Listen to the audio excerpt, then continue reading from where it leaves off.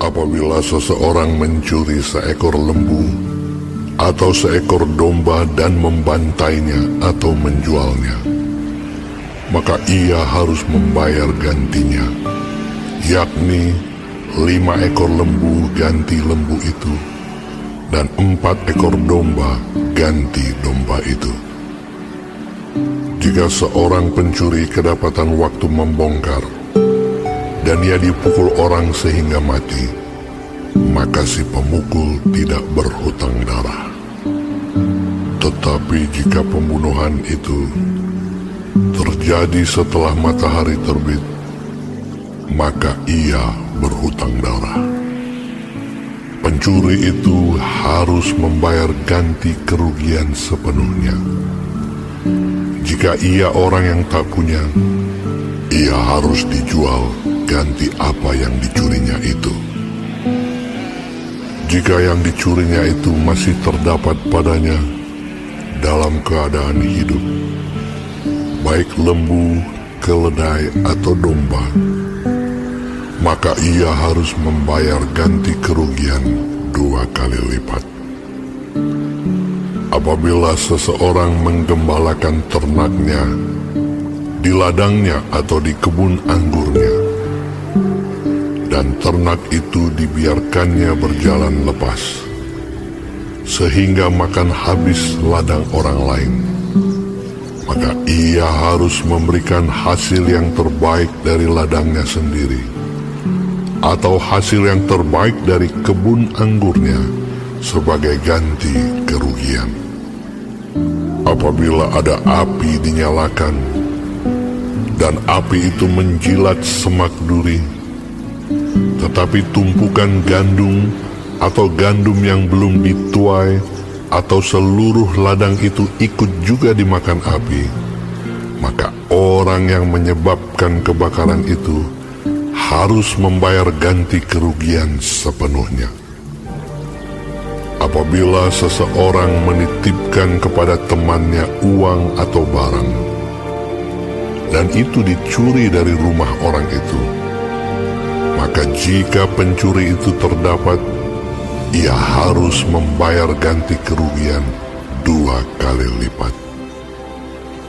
Jika pencuri itu tidak terdapat, maka tuan rumah harus pergi menghadap Allah untuk bersumpah bahwa ia tidak mengulurkan tangannya mengambil harta kepunyaan temannya. Dalam tiap-tiap perkara pertengkaran harta, baik tentang seekor lembu, tentang seekor keledai, tentang seekor domba, tentang sehelai pakaian, baik tentang barang apapun yang kehilangan, kalau seorang mengatakan, "Inilah kepunyaanku," maka perkara kedua orang itu harus dibawa ke hadapan Allah. Siapa yang dipersalahkan oleh Allah haruslah membayar kepada temannya ganti kerugian 2 kali lipat. Apabila seseorang menitipkan kepada temannya seekor keledai, atau lembu, atau seekor domba, atau binatang apapun, dan binatang itu mati, atau patah kakinya, atau dihala orang dengan kekerasan, dengan tidak ada orang yang melihatnya, maka sumpah di hadapan Tuhan harus menentukan di antara kedua orang itu, apakah ia tidak mengulurkan tangannya mengambil harta kepunyaan temannya, dan pemilik harus menerima sumpah itu, dan yang lain itu tidak usah membayar ganti kerugian. Tetapi jika binatang itu benar-benar dicuri orang daripadanya, maka ia harus membayar ganti kerugian kepada pemilik. Jika binatang itu benar-benar diterkam oleh binatang buas, maka ia harus membawanya sebagai bukti. Tidak usah ia membayar ganti binatang yang diterkam itu. Apabila seseorang meminjam seekor binatang dari temannya, dan binatang itu patah kakinya atau mati, ketika pemiliknya tidak ada di situ, maka ia harus membayar ganti kerugian sepenuhnya. Tetapi jika pemiliknya ada di situ, maka tidak usahlah ia membayar ganti kerugian. Jika binatang itu disewa, maka kerugian itu telah termasuk dalam sewa. Apabila seseorang membujuk seorang anak perawan yang belum bertunangan dan tidur dengan dia, maka haruslah ia mengambilnya menjadi istrinya dengan membayar mas kawin. Jika ayah perempuan itu sungguh-sungguh menolak memberikannya kepadanya, maka ia harus juga membayar perak itu sepenuhnya, sebanyak mas kawin anak perawan. Seorang ahli sihir perempuan janganlah engkau biarkan hidup.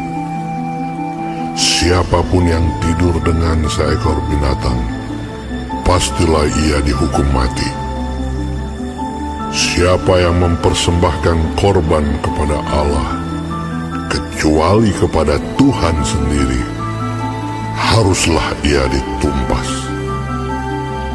Janganlah kau tindas atau kau tekan seorang orang asing, sebab kamu pun dahulu adalah orang asing di tanah Mesir. Seseorang janda atau anak yatim, janganlah kamu tindas. Jika engkau memang menindas mereka ini, tentulah aku akan mendengarkan seruan mereka jika mereka berseru-seru kepadaku dengan nyaring. Maka murkaku akan bangkit, dan aku akan membunuh kamu dengan pedang, sehingga istri-istrimu menjadi janda dan anak-anakmu menjadi yatim. Jika engkau meminjamkan uang kepada salah seorang dari umatku, orang yang miskin di antaramu, maka janganlah engkau berlaku sebagai seorang penagih hutang terhadap dia. Janganlah kamu bebankan bunga uang kepadanya. Jika engkau sampai mengambil jubah temanmu sebagai gadai, maka haruslah engkau mengembalikannya kepadanya sebelum matahari terbenam. Sebab hanya itu saja penutup tubuhnya, itulah pemalut kulitnya.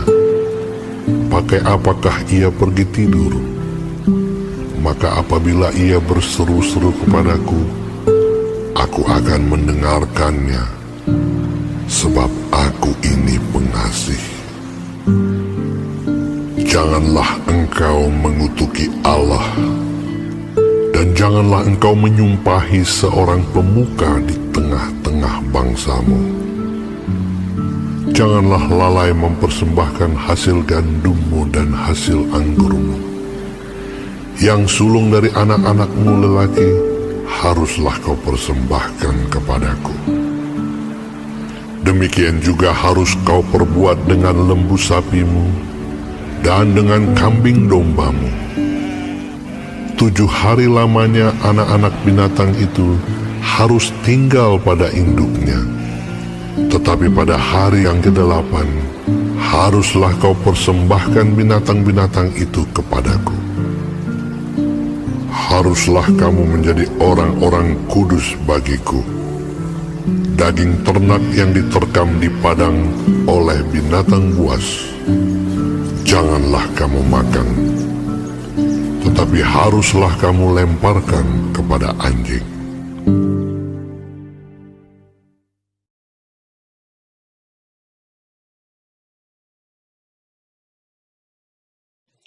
Shalom semua jemaat Tuhan, kembali kita di dalam pendalaman Alkitab Clear Sight.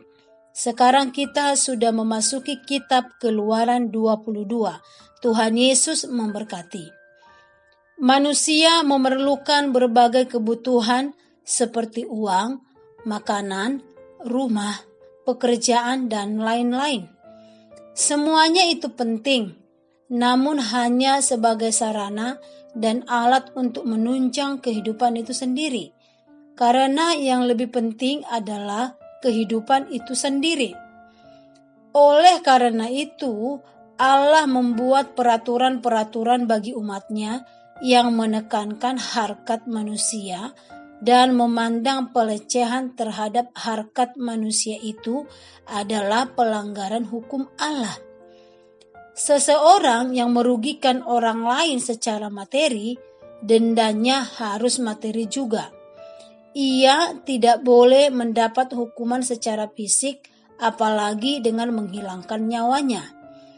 Dalam kasus pembelaan diri ketika rumah seseorang dimasuki maling, maka pembunuhan yang terjadi tidak dianggap melanggar hukum Taurat. Itu di dalam ayat 2. Terhadap perbuatan yang merugikan harta sesama, hukuman yang dijatuhkan adalah ganti rugi yang sepadan atau sepenuhnya di dalam ayat 1, 3, 5, 6, dan 12, atau denda 2 kali lipat di dalam ayat 4, 7, 9. Ini adalah wujud pertanggungjawaban pelaku kesalahan tersebut. Sekali lagi, peraturan-peraturan ini dibuat agar setiap anggota umat Tuhan belajar peduli dan bertanggung jawab terhadap miliknya sendiri. Di balik semua peraturan tersebut, Tuhan menginginkan kita menjaga motivasi diri dari rasa iri terhadap berkat Tuhan bagi sesama kita.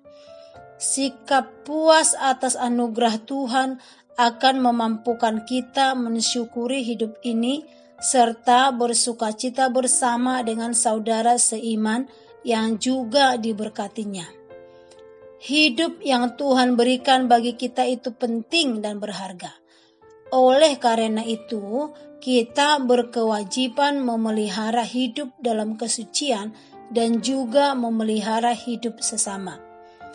Tuntutan agar seorang pria menikahi gadis yang telah ditidurinya adalah wujud pertanggungjawabannya karena telah membuat gadis itu tercemar, melindungi gadis itu sebagai istrinya, atau membayar kompensasi bila gadis itu mungkin sudah memiliki calon suami di dalam ayat 17. Umat Tuhan dipanggil untuk menjaga kekudusan hidup dengan tidak membiarkan hal-hal jahat masuk dan merasuki kehidupan mereka seperti sihir, persetubuhan dengan binatang, dan penyembahan berhala di dalam ayat 18-20. Kepedulian ini bukan hanya kepada sesama bangsa Israel, melainkan juga kepada orang asing. Peduli kepada para janda dan anak-anak yatim di dalam ayat 22. Memperlakukan mereka dengan baik di dalam ayat 25. Sambil memindahkan kehormatan mereka di dalam ayat 26-27a. Sebab Tuhan sendiri yang akan membalas kepada setiap orang yang memperlakukan sesamanya dengan buruk di dalam ayat 23-24. Ia adalah Allah pengasih dan pemurah. Allah melarang minta bunga atau uang yang dipinjamkan kepada mereka yang kekurangan untuk menyediakan kebutuhan pokoknya. Allah ingin mencegah orang miskin diperas oleh golongan kaya. Akan tetapi, hukum ini tidak melarang peminjaman uang dengan bunga yang wajar kepada orang bukan Israel dengan tujuan komersial. Inti dari peraturan-peraturan ini adalah menghargai hidup pemberian Tuhan dengan menjaga diri dari dosa dan saling mengingatkan dalam kasih dan kekudusan hidup. Amin. Tuhan Yesus memberkati.